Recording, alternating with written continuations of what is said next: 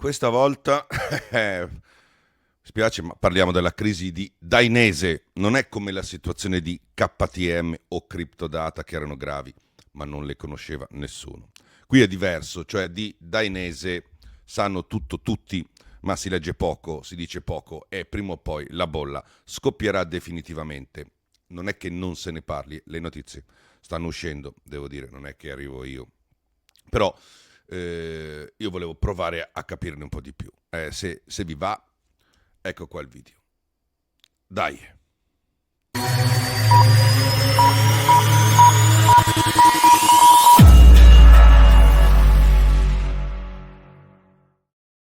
Ciao da Mr. Helmet, parliamo di Dainese, dalla fondazione, dalle origini alla crisi attuale, fondata nel 1972, come me, a Molvena, in provincia di Vicenza, da Lino Dainese, e l'azienda è diventata un riferimento mondiale per chi va in moto, ma non solo, ma anche per chi fa downhill, sci estremo, sport dinamici, equitazione, addirittura nello spazio è arrivata. Le sue invenzioni, la gobba aerodinamica, il paraschiena da pista, poi portato anche su strada, le protezioni articolate, l'airbag elettronico che poi è diventata una piattaforma open, cioè possono aderire anche altri marchi, le protezioni per i piedi, i guanti con il titanio e le protezioni particolari, insomma, e dal primo pilota Dieter Braun, endorser danese, praticamente tutti i più importanti sono stati supportati da questa grande azienda, okay? Che poi negli anni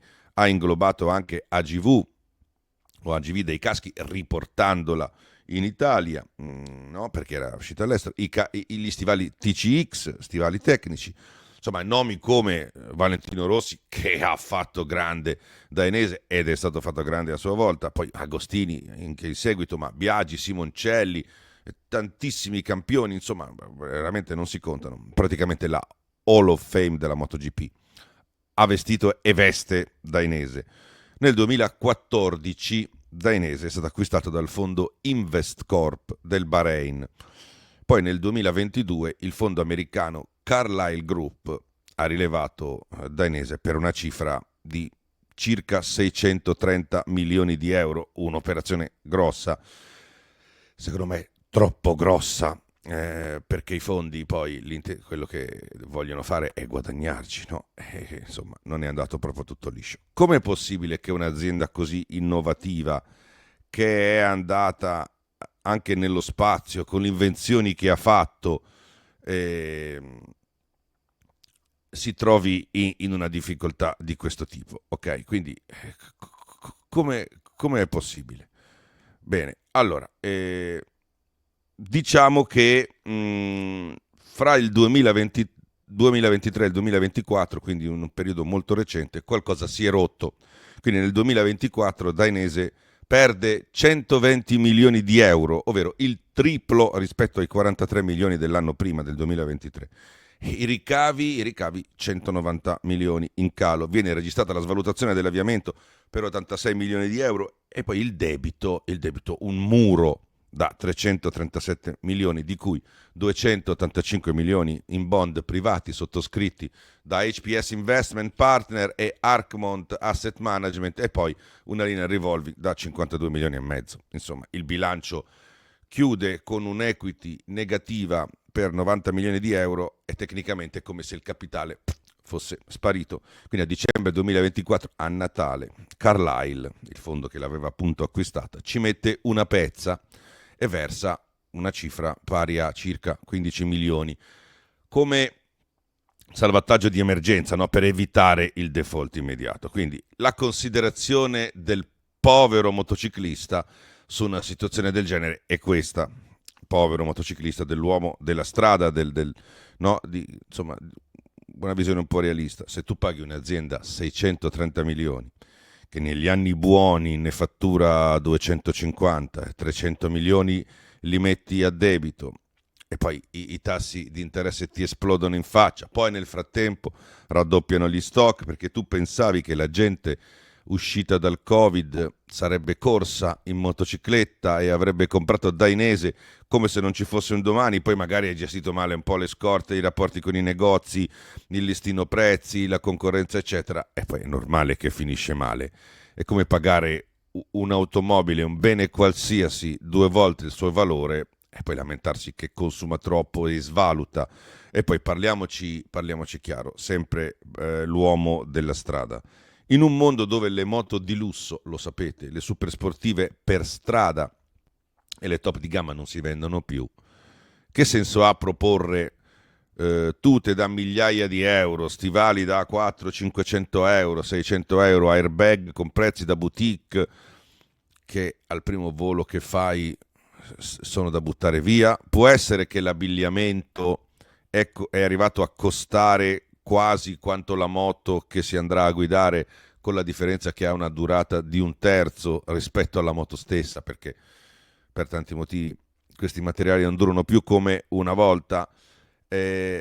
Può essere che non sempre sia vincente posizionarsi sul top di gamma e sperando di fare numeri da mass market, non lo so. I motociclisti non sono scemi e oltre a essere sempre meno, sono sempre meno scemi, meno appassionati, guardano sempre di più alla sostanza. Ci sono catene di abbigliamento, di moto, di negozi di abbigliamento moto che fanno prodotti simili magari a loro marchio, a volte anche migliori, progettati in modo più snello, fabbricati all'estero con prezzi umani, come del resto fanno anche i marchi VIP che producono in Asia, ma hanno logiche industriali diverse, meno snelle, e insomma il mercato lo sta capendo. Allora, però, noi siamo qui per cercare di capire quali sono gli scenari futuri probabili per Dainese e come potrà andare a finire, ok? Però prima vi presento un amico che è quello che tiene in piedi Mr. Helmet, che fra l'altro realizza questo video con il supporto di un energy drink che non nominerò perché insomma non credo.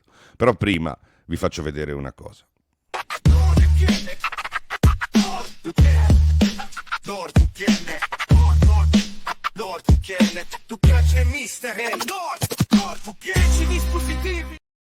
Faccio la promozione di NordVPN al contrario e vi faccio vedere questo codice: nordvpn.com/MrHelmet, nordvpn.com/MrHelmet. Cosa ci fate con questo codice? Aderite a NordVPN. E cosa ci fate con NordVPN?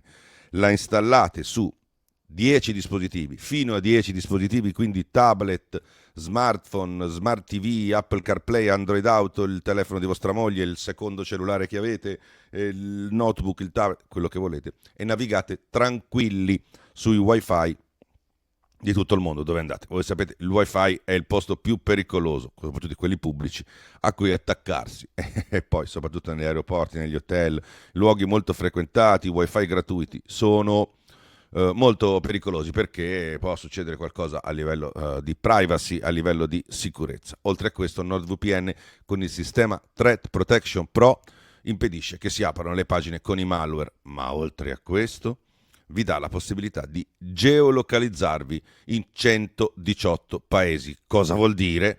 Che quando siete all'estero potete guardare la TV italiana e quando siete in Italia potete guardare i programmi all'estero che vi piacciono di più, seguire lo sport come vi interessa di più, oppure addirittura prenotare viaggi, voli interni, spostamenti per il posto dove andrete direttamente da casa, risparmiando un sacco di soldi. Quindi con il codice NordVPN, andate su nordvpn.com e usate il codice MrHelmet, avete un super sconto e in più 5 giga per Seili, che è un altro amico di Mr. Helmet di cui parleremo in un'altra occasione. Ok?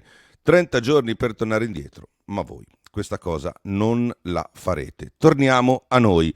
Quali sono gli scenari futuri per Dainese? Allora, 3 possibilità sul tavolo: cessione totale, e quindi i fondi HPS e Arcon si prendono tutto o qualcun altro, convertendo il debito in capitale, e Carlyle esce o vende a un altro acquirente se c'è. Il secondo scenario, che è la ricapitalizzazione ibrida, che di solito è una delle cose che si fa, no? Carlyle resta con una piccola quota e i fondi controllano, ok? Che è quello che sta succedendo in altre aziende del motorsport, dei caschi accessori in Italia, oppure la ristrutturazione del debito, si allungano le scadenze, si rinegozia tutto quanto e si riparte se ci si crede ancora. Diciamo che la prima situazione è la più plausibile, altre due sarebbero più belle, più costruttive per il marchio, tanto è vero che altre aziende di questo tipo più o meno in situazioni simili stanno adottando questa strada. Il messaggio ufficiale di Dainese è che l'attività operativa non si fermerà. Produzione, fornitori, dipendenti, tutto regolare, però è chiaro che ci saranno riduzioni, delocalizzazioni, ottimizzazioni, chiamatele come volete, però tutto uguale non sarà, perché Dainese è stata un'azienda sempre splendida nelle sue manifestazioni. Del resto il suo posizionamento, il suo, diciamo, il suo valore storico, il suo heritage, i suoi, come posso dire, il suo passato, i suoi trascorsi di pioniere, innovatore, di quello che scopre nuovi mercati, che se li crea addirittura, non avrebbe potuto fare agire Dainese diversamente, però il mercato ha punito. E quindi il mercato come sta andando? Il mercato non sta andando molto bene, altrimenti non saremmo in questa situazione. I piani di espansione negli Stati Uniti sono fermi, i progetti di riciclo dei caschi, insomma era una cosa molto interessante e intelligente, con l'Università di Bologna sono un po' rallentati, la distribuzione internazionale va ripensata e alcune linee di prodotto probabilmente spariranno, alcune cose molto VIP, molto particolari, e anche le partnership racing potrebbero cambiare. Quello che succederà nel motorsport è molto importante perché impatta molto sull'immagine di Dainese ma anche sui conti di Dainese. Dainese nella MotoGP ci sta da una vita, ma oggi servono strategie intelligenti per restare senza farsi male. E come si fa? Bisogna ridurre gli investimenti diretti in MotoGP dove i costi sono altissimi e il ritorno c'è, però forse a Dainese non serve neanche tanto più perché il marchio è più che conosciuto. Aumentare quindi la presenza rimanendo nelle corse in Moto2 e Moto3 dove la visibilità c'è ma costa meno e soprattutto dove sono posizionati quelli che corrono nei mercati emergenti, quindi l'Asia eccetera, e quindi spingere lì. E poi le sponsorizzazioni tecniche, bisognerebbe puntare su quelle, cioè fornire i prodotti, ottenere la visibilità ma senza dare cash, perché voi sapete che i piloti sponsorizzati da Dainese, quelli ad alti livelli, prendono anche dei soldi, dei premi in base ai punti, tutta una situazione che costa moltissimo ed è abbastanza aleatoria, perché se un pilota ha un ingaggio di 30.000, facciamo un esempio, dico dei numeri a caso, e poi i punti in base ai piazzamenti e questo fa un esploit, voi capite che l'azienda non riesce, okay, a inquadrare bene la situazione. E poi soprattutto investire sui giovani piloti, creando rapporti a lungo termine.